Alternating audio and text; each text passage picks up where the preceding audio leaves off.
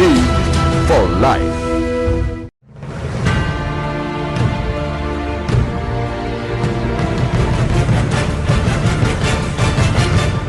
Good evening and welcome to Face to Face. For the Newsfirst team, I'm Niresh Litamvi. I'm pleased to have in our studios this evening Mr. Dhananath Fernando, who is, of course, the CEO of Advocata, back on our show. Good evening and welcome back. Good evening, Dhananath. good evening, Niresh. Thank you for having me.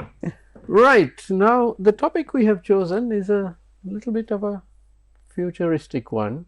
Which is the fact that Sri Lanka's population growth has slowed and it is now in fact going negative, which sounds like, oh, that's all very nice, but economically, financially, it has astonishing ramifications for the future, because after all, people have less kids and the population gets smaller, then the percentage of older people and aged population increases.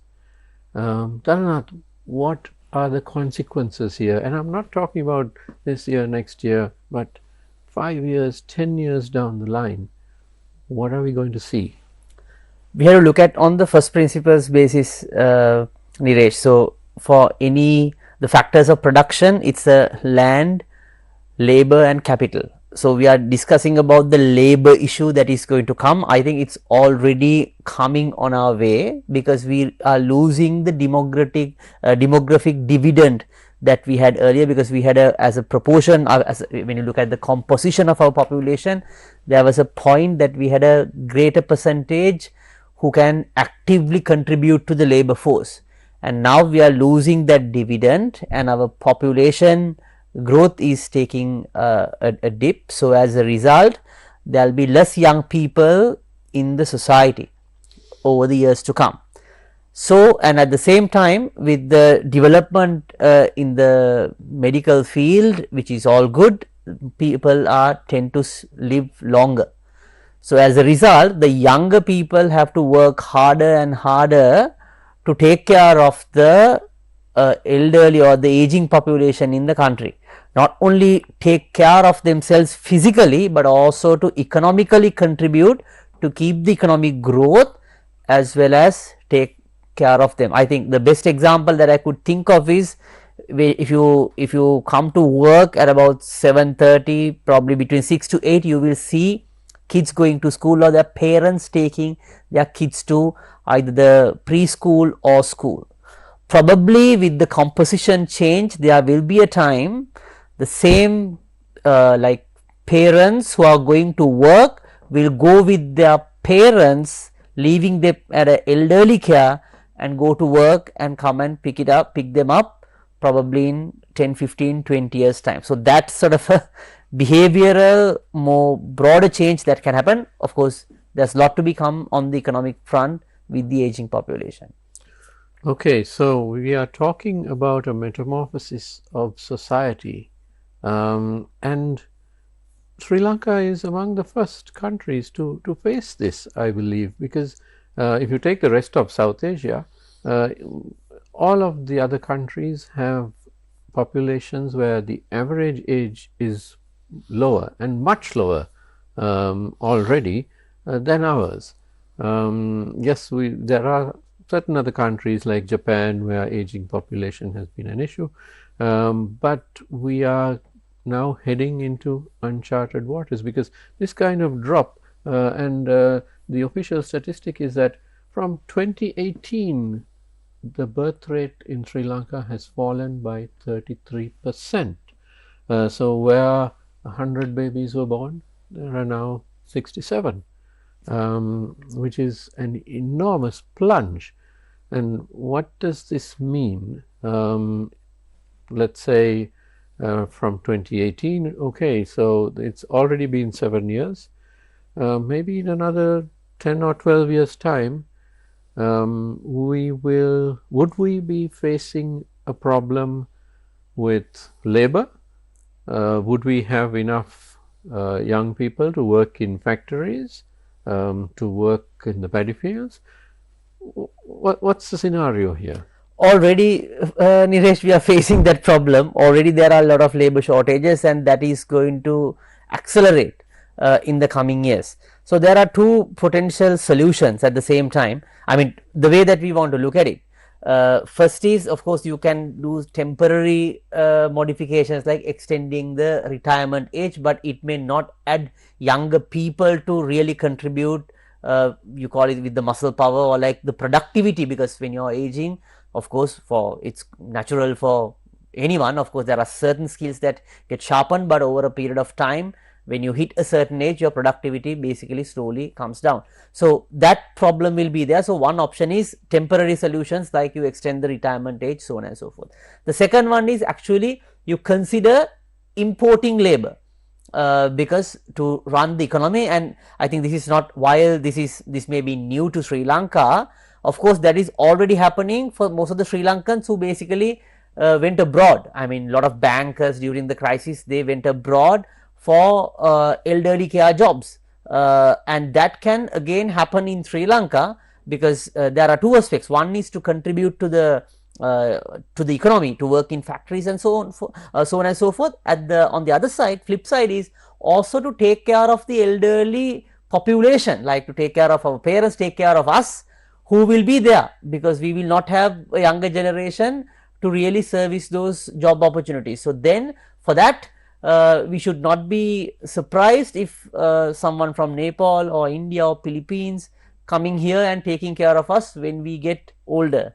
When we hit the aging limit, that may be the most likely scenario if the same trend continues. At the same time, policy wise, we can think of as a country like how we can really increase a little bit on the birth rate, but it's mainly, I think there's a cost of living factor that comes into play, because of course we had the pandemic, we had the economic crisis that has a big implication on the birth rate, but it has been coming for some time, but I think it again accelerated with the issues that took place, and so what policies that can bring it to the table to really have a productive labor force. So those are the options that we have with this new challenge coming up. Well, when you look at when this sharp dip was, and I mean, since I think the early 90s, this has been happening, the birth rate has been falling, but this very sharp dip took place around the time of COVID, when people lost their jobs. So they were financially less capable of taking care of, having children and financing them.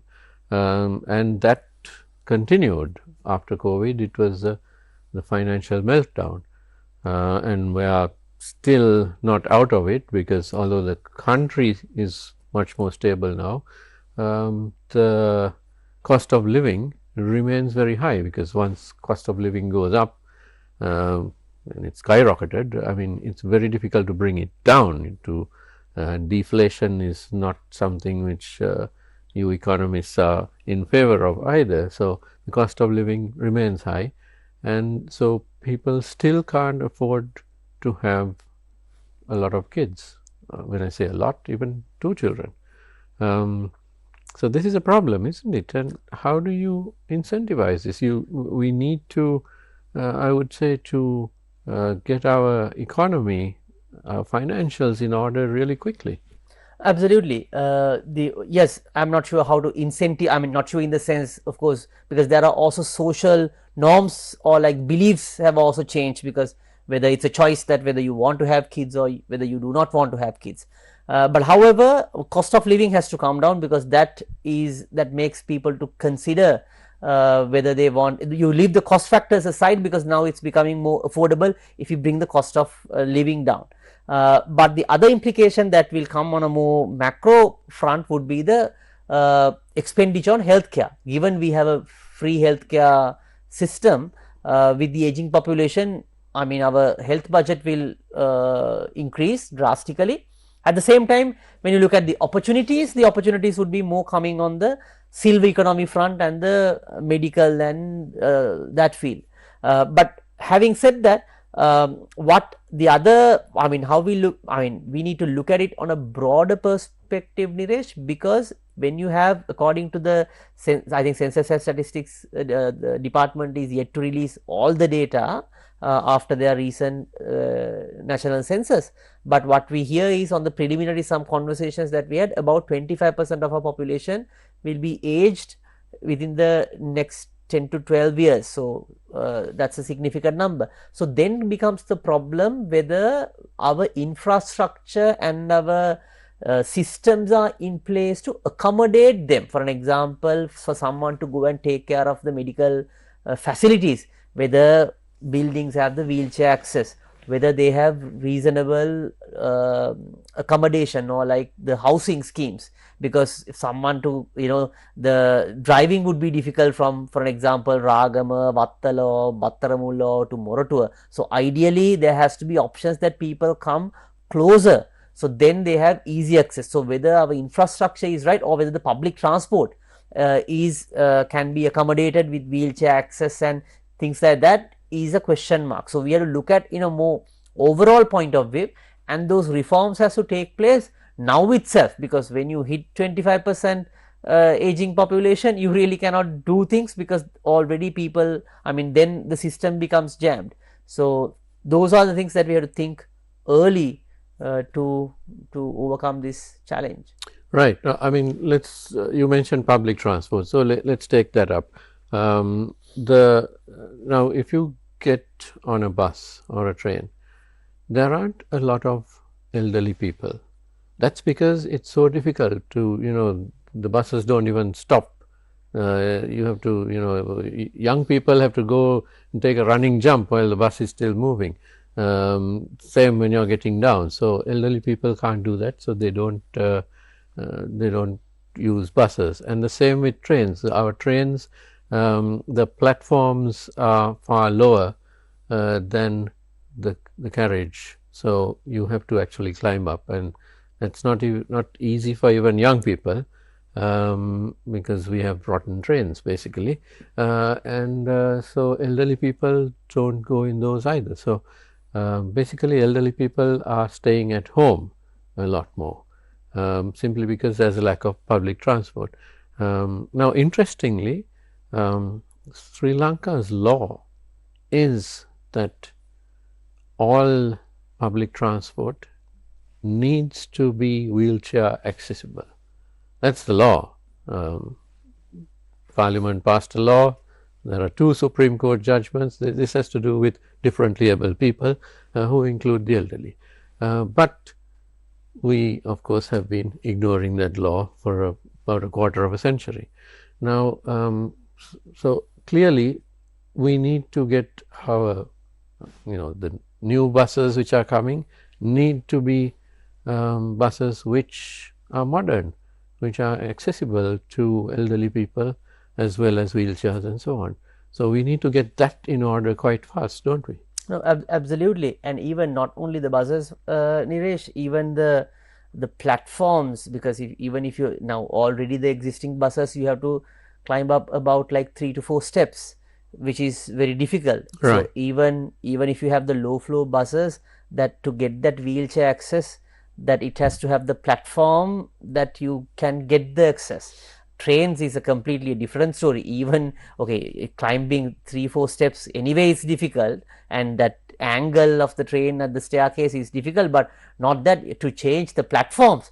It's like about a 20-step steep that you have to climb up and climb down, which is already difficult, as you very correctly said, even for a younger person. So, those entire infrastructure has to change, and otherwise, of course, people who could afford, how many people could afford like to driving their own vehicle, and especially when you're hitting that age limit, it would be very difficult. And we really Dhananath, we have I think the most expensive vehicle prices in the world, except for Singapore, which where they have superb public transport. Many people live in Singapore without owning a vehicle. It's quite easy. So, you take Singapore out, Sri Lanka's vehicle prices are the highest in the world. So that's not an option either. That's not an option either. Again, even if you have that option, for people who think that, okay, the people who are watching this, okay, someone think, okay, I have a vehicle, I can drive, but it would also be difficult when you hit that age limit, of course, with the road congestion that you have, that you already see. So that's why I said it's important that we look at, we plan for the 20 to 15 to 20 years, otherwise it would be difficult. And also looking at the financial options, because we have a lot of elderly community who are asset rich but cash poor. For an example, they may be living in like 3,000 square feet house, but it doesn't really generate any revenue, but it's asset rich, but your cash flow is very poor, and it is very inconvenient for them to locate somewhere in Battaramullu or Agamo, that in suburban areas, and to come to have access to the hospitals. All the hospitals needs to move to that locality. In a way, some markets are reacting to that, but all that will come into play. The financial options and different ways of taking care of elderly population when we slowly get into that curve. So that's why it's important to look at on a policy angle addressing those issues. If you recall, during former finance minister Mangala Samaraweera's time, if you recall, when he introduced this loan program, I think for entrepreneurship and for different categories he introduced, one sector that during that time was identified was actually elderly care. Like there were a separate loan facility to have better elderly homes facilities. For an example, a young executive who really want to even travel abroad, it's not like, you know, keep taking elderly care for like months or forever. It is just for travel to Singapore and come back in 3 to 4 days. If you really do not have an option, you ideally have an option to take care of your parents. So that options to develop that markets has to evolve. So that's where the government has to think through that, and as an economic opportunity, the financial markets and the elderly care, the medical field, the silver economy, the tourism and everything which is elderly friendly has also need to come into play. Right. Now let's look at our labor force, because if we are not going to have enough workers for our fields and our factories, what are we going to do with it? I mean, generally, when this happens to a country, and I'm thinking about South Korea, Japan, Singapore, where the vacancies are there at the lower unskilled or semi-skilled levels, and then that is filled with foreign labor. I mean, Sri Lankans go to Japan, to Korea, to Singapore, to the Middle East, to a lot of countries. Even the political rallies are being held on those countries because of the community that the diaspora community that we have. Exactly. So, I mean, there's an estimate that there are about 3 million Sri Lankans living overseas. So that's the opportunity we have filled in those countries. But now, if we have a gap here, then we are likely to need labor from, well, our neighboring countries basically. And we've already seen a few Indians working, Indian nationals working in our paddy fields. Immigration once in a way catches a few of them and sends them back. But this might turn into a much larger flood of people, and it may be an absolute requirement. Otherwise, we will run into food security issues if there's, if the paddy fields aren't worked and so on. No, absolutely. I'm for, while it is not the popular opinion, economic wise. It may be a dire necessity. Absolutely, because you have to allow people to move freely, and it is happening already in either in a legal way or an illegal way. Even if you go to Ampara, there are foreigners working in paddy field, and I saw, if you can check it on YouTube, there was this famous Kotturoti shop, like a chain, and he does like a live video, and one of the delivery guys is a foreigner, and he is here on a tourist visa, which is illegal. And you can see a lot of chefs on, like, this is not the 5-star hotels, in small eateries. In certain cases, it's the foreign nationals who are working. Even if you go to Kolpiti, you can see to service lot of the Indian tourists who are coming, it's the Indian nationals who are servicing them. So it happens either legally or illegally, and also even in the cost of construct, I mean on the construction industry, even the skilled labor, because I met a gentleman, he said there was a particular type of marble that they want to cut, and that skill is not available, and apparently they had to bring someone from China. Of course, they did not issue the visa, it's only tourist visa. So every time, like after that particular time period, they have to send him back to Maldives and bring him back to get that job done. So it happens legally, I mean it's illegal, but that already happens because there's a skill shortage. And the economic theory, what it says, Niresh, when you have the tacit knowledge transfer takes place when you work with different type of people. I think the best example is San Francisco. Why this all the innovation technology takes place in San Francisco? Because it's a city of mainly immigrants.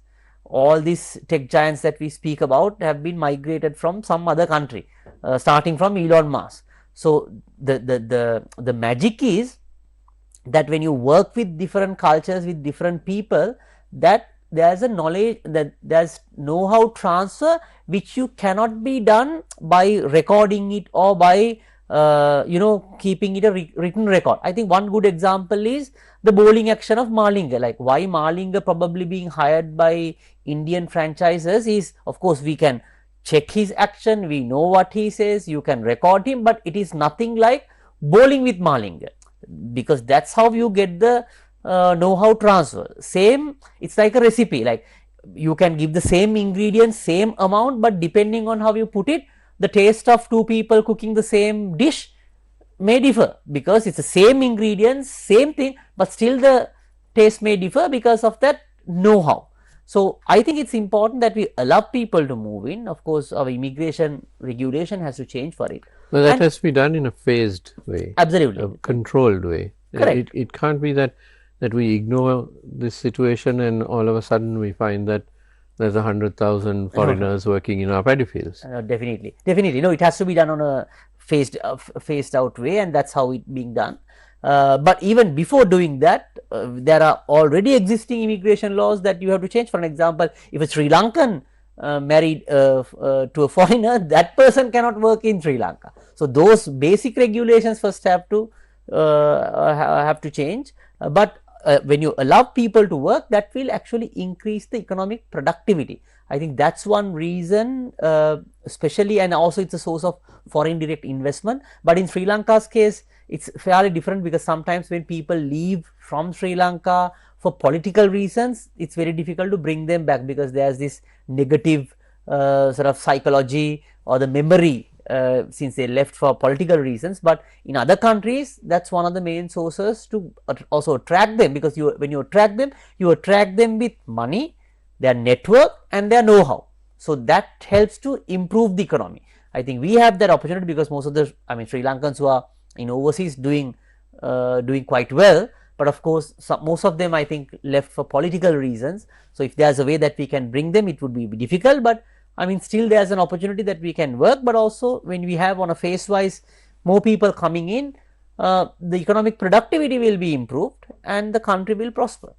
Well, that's an interesting thought to have our own people come back, and of course every government which comes to office sends out this basic call, come back and work in Sri Lanka, be patriotic and all that, and it doesn't work. You need to change the situation of the country before that could happen. So we need to seriously look at that once more, rather than saying our people are growing old, so please come back. That's not going to work at all.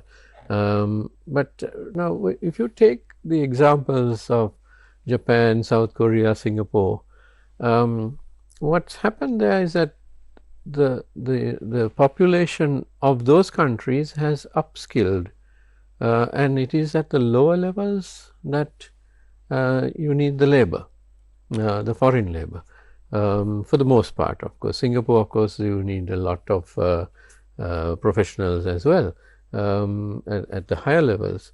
But now what I envisage here is that Sri Lankans will need to upskill, otherwise Sri Lankans at the lower levels are going to be competing with let's say Indians, Bangladeshis, Nepalis who would work for a lower wage. So Sri Lankans won't have, I mean, they'll have to compete if they don't have those skills to move up the ladder. No, there are I think Niresh, there are two ways to look at it. It depends on our strategy, because agree that when you have reasonable or cheaper labor outside, when you bring them in, that improve the productivity, that help our people to upskill the game and move up the ladder and take more skill jobs, and at the same time you have to have an upskill program.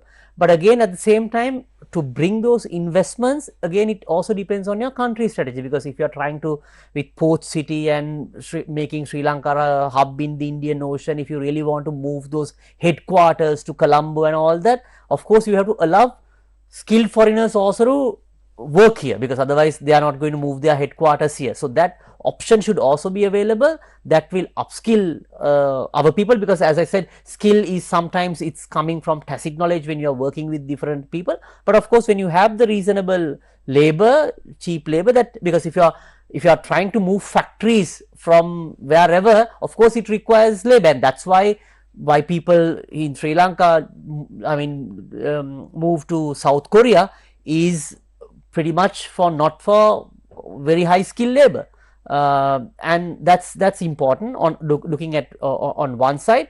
At the same time, if you are making it a hub, the immigration policies has to be rethought of, because at the moment, even if you look at some of the main hotel chains, they actually run by foreign CEOs, because otherwise that skill set is very difficult to attract.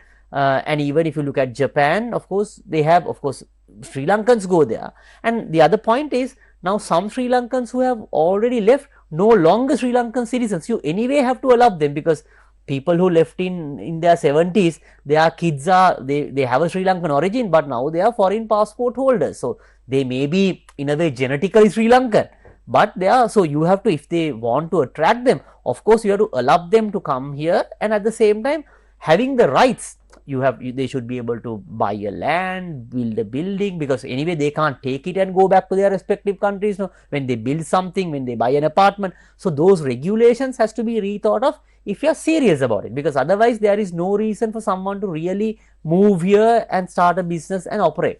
So we have to look at that labor reforms on a more broad angle, if we are really facing for this aging population, because otherwise you cannot do it in piecemeal basis and expect results. So of course I agree that the phasing out, or like allowing people to work on what are the sectors that we have to identify, that has to be done on a gradual basis. But at the same time, we have to look at the overall other regulations also, which is pertaining to businesses when we move forward to face this aging population challenge. Now we're looking at an entire change in demographics, aren't we? Now right now, I think if you take pre-2018 to today, there's about, let's say, 100,000 less babies being born every year. So if you sort of do the maths, which I'm terrible at, you're the economist here, but you're looking at in 10 years' time 1 million to 2 million less population. And that means that we'll need that many people or somewhere thereabouts from overseas working here. So our cities will be different, our villages may be different, the entire demographics will be different. It will be like when you walk down a street in Singapore, you meet Singaporeans, but you meet every other nationality as well. So that may happen to Sri Lanka, and from the looks of things, within 10-15 years. That can happen if we change the policies where you allow the other people to come in. Otherwise, it will look like quite a elderly city where you have elderly people moving slowly, because you really do not know, and people who are at the younger age, they will also consider migrating, because it would be very difficult financially for them, because they have to pay taxes to bear the healthcare budget on one side, and to the economy will slowly become less productive. So while we can aspire to be taking it as an opportunity and really have the proper laws, and we can work towards it to bring more prosperity, at the same time, if we do not adjust, we have a difficult time on development, as well as to even the retain the existing younger people. It would be very difficult to remain them. At the same time, it would be very difficult for people like us, all of us, because 10-15 years is pretty much everyone is, I mean not everyone, but a significant population is who are watching this show, probably slowly getting, I mean this becomes a concern, and we have to admit the fact everyone at one point probably become disabled because of the aging reasons. So and we're living longer. Absolutely, while living longer. So so that's it can be a different city, but it can also be two different categories based on the policy options that we are going to take. Right. So a lot of things to think about. And what about schooling? Now already we see the impact. I mean, we've been talking about adults, labor and so on, but it's hitting the schools already, isn't it?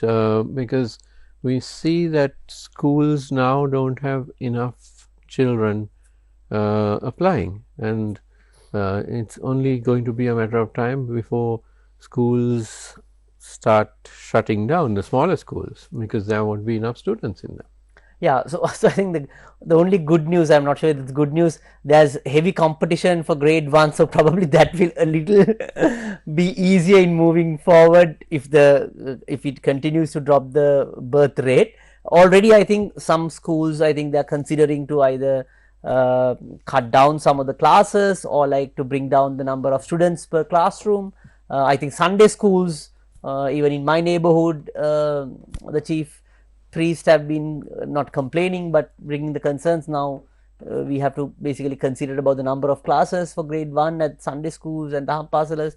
So I think schools, education, healthcare is definitely going to change, and we probably need more hospitals and hospital beds with more and more technology. At the same time, if you go to Japan, there are a lot of vending machines, because now with the population getting elderly and with the labor become expensive, they move to a lot of technological development. So either we have to move on that direction, or else we have to completely give up this manufacturing, very labor intensive work, and like move to more service sector oriented economy. So those are the options or differences that we may be able to see on school, on education, on the economy, and the composition of the overall society. Now this has happened within a couple of generations. I mean, our parents, grandparents, their families had 10, 11 children, but all of a sudden it's down to one child. It's happened very fast in Sri Lanka, hasn't it? Yeah, so I'm not a demographic specialist, but I think if you look at that's why you have to keep a sharp eye on inflation, because when your cost of living is going up, there are so many other factors that it will come up in different angles. I think this is one, because with economic crisis, of course with COVID, we saw what has happened, and when the value of your money assets depletes rapidly, that causes a lot of social issues, at the face of inflation, and again with the remedial action that you take against it, there will be another set of other side effects. So we have to be very cautious on that, because otherwise, while we all want to prosper and have active labor force, active citizens, it's not easy. And look at what's going to happen for the sports, with having I mean, when you're collecting people from a smaller base, competing at the global stage may not be easy. So all that will affect. It doesn't mean that we will not be able to find 11 people for a cricket team, but overall the competitive nature of the game will come down, and over a period of time we will not become competitive in sports or pretty much on any other things that we do. So we have to look at on a more broader angle, looking at housing, looking at financial options, looking at public transport angle, looking at education, because it's going to completely change the composition of the way that we do things. It's like changing the world order, like it's going to change the order, but it will happen gradually. But you will see the results, as you said. I mean, it's not too long. Like our parents, their families they had about like 11, 12 siblings together, and now it has changed to 1 or 0. Of course 2, but it's mainly between 0 to 2. So things have changed, and it is continued to change, and that's where we have to bring the right policy options, including free movement of people, in moving forward.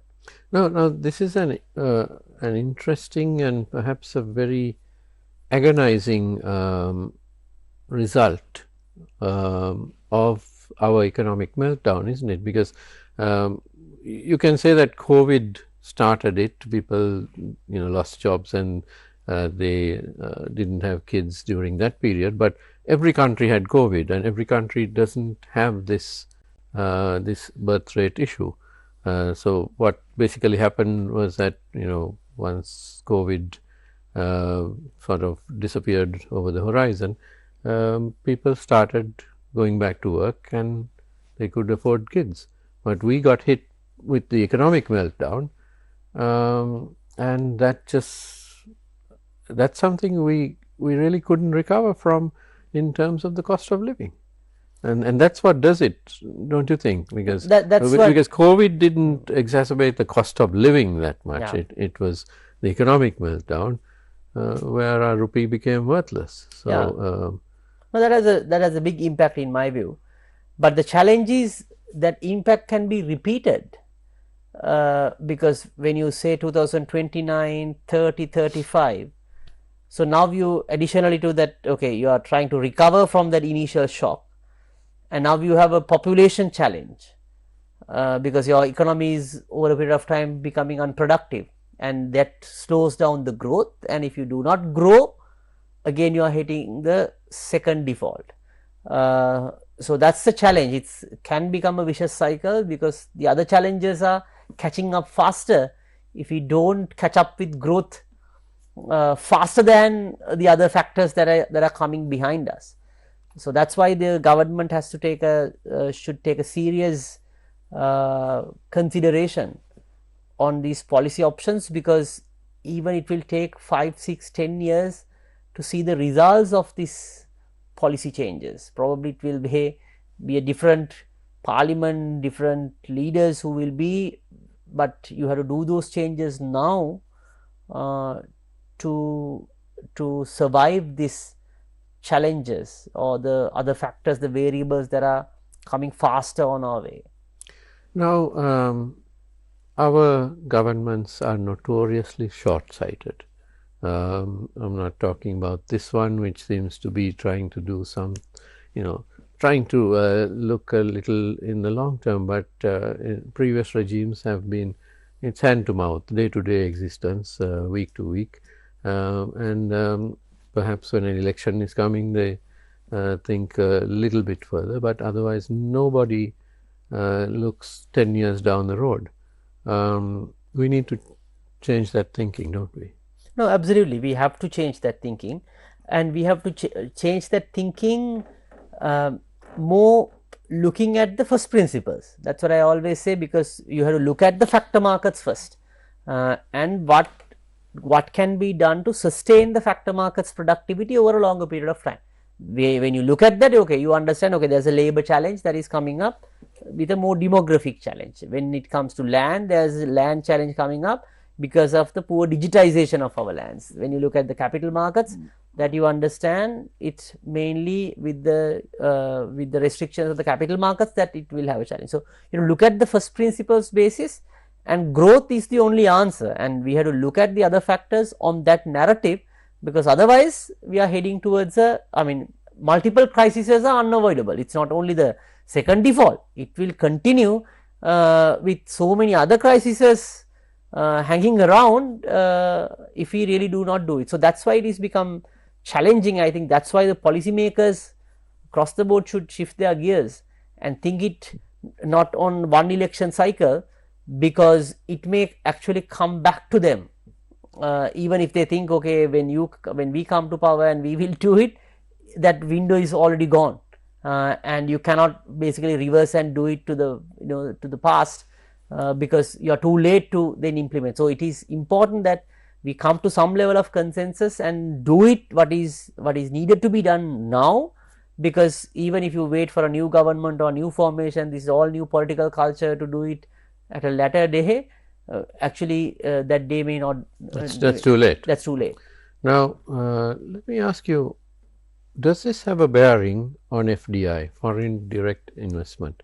Because right now, I think a few days back, the numbers came out, and we are patting ourselves on the back that we got more FDI during this period than the comparable period last year, which was anyway expected, but anyway, it's nice to hear. But if you are a foreign investor, when you are considering which country to invest in, perhaps you want to build a hotel, or perhaps you want to set up a factory, isn't labor one of the key areas, and the age of labor, the labor force that's available, is going to be a factor, isn't it? Absolutely, Niresh. So, that is why if you recall the investments that we had, the garment industry, that investment boom came with the cheap labor that we had. That is still pretty much our competitive advantage, some level of skill, of course. That is why we can do some complicated design and stitching in the apparel industry, but that has been the competitive advantage that we had. So, on our context, we are basically over a period of time we are going to lose it, and we can also see the reaction from the market. Most of the apparel manufacturers who are from Sri Lanka also now investing in different parts of the world where they had the same advantage. So, we can see the market reaction already. So, if it is going to continue, very unlikely that we will get the same nature of everyone want to make Sri Lanka like a production economy and all that. That dream may not come true. Yes, how do you have a production economy if your labor force is amongst the highest, the oldest in the world? Absolutely. That's not going to work. That's not going to work. Right. And in terms of the numbers, very quickly, yes, I think there is about more than 100% increase from 2024, from January to September, to 2025 to Jan to September, which is good. But if you look at the composition of foreign direct investment, there is a definition how you calculate foreign direct investment. It is, one can come as equity, and also it can come as reinvestment of the profits of the existing companies, or it can be borrowing also from your parent company. Right. So, what we see is there is some equity, but again about, if I remember right, about 50% is mainly the reinvestment and borrowing from the parent company, which is also considered a foreign direct investment. But what we need foreign direct investment is to create job opportunities. So, that reinvestment has to basically create job opportunities for Sri Lankans, and that should also create exports. So, we have to check, while it is welcome. So, it's not just the money coming in, exactly, but what is done with that money? Absolutely, what is done with that money, and how many job opportunities being created, and whether it is adding to the improving the overall productivity. Because remember, foreign direct investment, we are not only bringing the money, but also know-how, because that will have a spillover impact on the rest of the other sectors that we really want to thrive and prosper. So, we have to look at that aspect, but again 100% growth, I mean whatever which is better than previous year is good, but we have to also look at whether it is adequate in a context of aging population, and also with the debt repayments to be done in 2029 at the highest ceiling. Because remember, we had a macro link bond, where now with the economic growth, we probably the debt, the haircut that we received would be the minimal level that we will get, because we are pretty much above 100 billion US dollars already, and at the same time the interest rate adjustment will also be minimal, because we are at the upper threshold. So, we have to pay more debt, so we will not have a massive haircut like the estimation of the IMF baseline scenario. So, we are on the upper scenario. So, we have to look at on that context as well when we evaluate the FDI numbers. Right. So things are not quite as rosy as we'd like them to be. That's not the fault of anyone really, except the people who bankrupted the country in the first place. But I'm afraid we are out of time. But I think that in institutions such as yours need to now start looking at the impact of the aging population, and I'm sure you'll be sending us a paper very soon from your researchers, and we'll take a look at what they come up with, and hopefully the government will also pay some heed, and the opposition as well.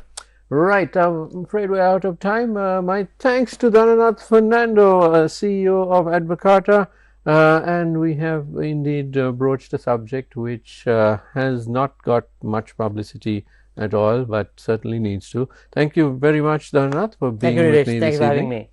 Right, and don't go away because the news is coming up next. Have a great evening.